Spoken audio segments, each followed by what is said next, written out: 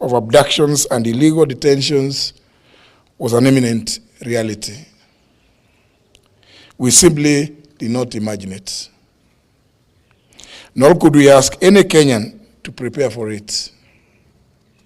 This aberration has been perpetuated by the increased illegal surveillance, abductions, and illegitimate detentions, some of them ascribed to mistaken identity. It has become the modus operandi of a callously inhumane, Ruto-led regime. It is one, if not the major reason, why senior members of the Kenya Kwanza have been impeached, forced into resignations, or indeed have been sacked because they questioned and sought answers for these indecent atrocities that go against human understanding. It is the reason, ladies and gentlemen, that these brave souls, unbound and uncompromised, stand here as the united opposition determined to komboa Kenya. Friends, our beloved republic, when that one-year-old Albert Ojwang walked back to his home in Migori on June 6, 2025, neither he nor his parents, his relatives, and his young wife were aware that these were his last hours on earth. Albert was neither sick nor wounded. He had in fact spent the day actively planning his home garden, calculating its eventual harvest. Albert, a Kiswahili and religious studies teacher based in Voi, was a single hope of his parents and father to a 2.5-year-old child. Albert was picked up by police officers riding motorcycles in Kakot, Homa Bay, and taken away because of an alleged offensive social media post about a senior police officer, now identified as the Deputy Inspector General of Police, Eliud Lagat. 32 hours later, after the police who arrested Albert assured his parents that he was well and only needed a heavy overcoat because Nairobi was cold, Albert was dead. Why Albert was moved from Mawega police station in Homa Bay to Nairobi, 400 kilometers from the alleged area of incident, and specifically Central Police Station in Nairobi, and checked in under OB number 13/7/6/2025 at 9:35 p.m. on Saturday, June 7th, remains unclear. There are 26 hours that remain unaccounted for between Homa Bay and Nairobi. 26 hours when a healthy man, having lunch with his young family, arrived, according to many sources, bleeding with serious injuries, 26 hours before being declared dead on arrival, allegedly at Bagathi Hospital, Nairobi, at 1:39 a.m. Today, ladies and gentlemen, this is no ordinary gathering. Albert's family has questions. We too have questions. Kenyans have questions. And indeed, the international community has questions. We all demand answers to the following. 1. The Criminal Procedure Code, Chapter 75 of the Laws of Kenya, has clear procedures on arrests relating to cognizable offenses. There should have been a formal complaint and an arrest warrant. Kenyans want to know if there was a formal complaint by the Deputy Inspector General of Police Eliud Lagat. And if so, at what police station? Which date and time was this complaint recorded? Was it the OB entry number of the said was there an OB entry number for the said complaint?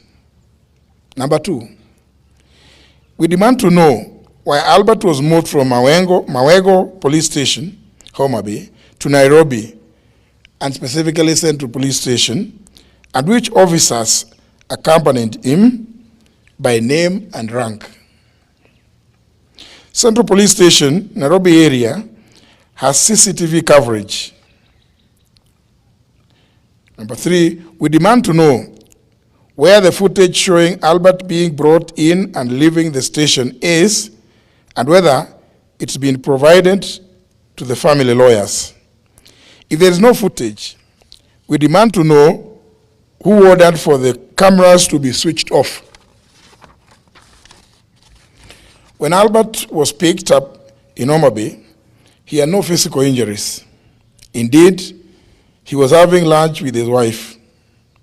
We demand to know who inflicted the grievous and extensive injuries on his body. Number 5, it's been reported that Albert was in solitary confinement at Central Police Station. Why was Albert considered a high-risk criminal to be confined in solitary? If he was not in solitary confinement, as alleged, who are his cellmates and how many were they? We therefore demand to know that demand to be shown the cell register to show whether he was with other inmates or he was in solitary confinement. Number 6, yesterday, June 10th, 2025,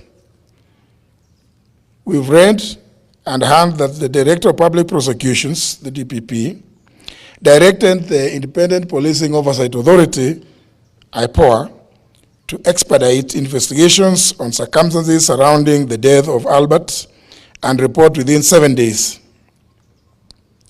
This is a cover-up and a diversionary tactic to delay this matter.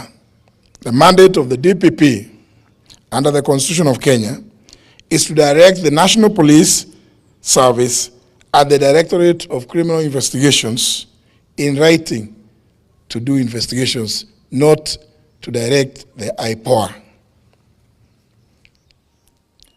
The postmortem on Albert is clear, and all Kenyans have formed this opinion. He was murdered.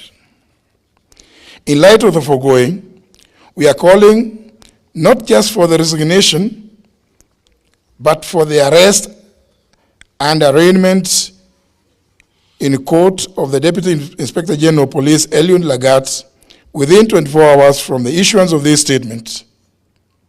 We similarly demand that the junior officers currently being persecuted be given witness protection with immediate effect.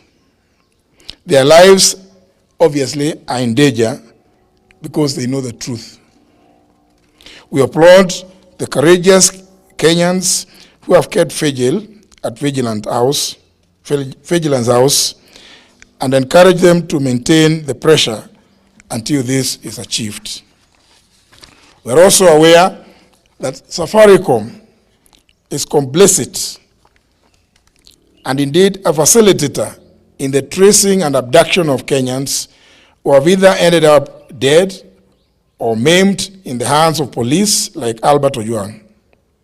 We want to issue a direct warning that this amounts to aiding and abetting in the commission of these crimes against humanity, for which Kenyans will hold Safaricom responsible and either take appropriate legal action or boycott their services. Finally, ladies and gentlemen, due to the persistent targeting, kidnapping and abductions, intimidation, and love arrests and murder of young people by this heinous and degenerate regime led by William Ruto, we reiterate our call for the June 25th to be a people's public holiday, a day of memorial in honor of all Kenyans who have lost their lives under this regime. Thank you. God bless Kenya. I think it's a very clear statement. I don't know whether anybody in here, because I think something so serious needs to be digested as it is. Yes. Thank you. Maybe, but anyway, it's okay. Anyway, clear.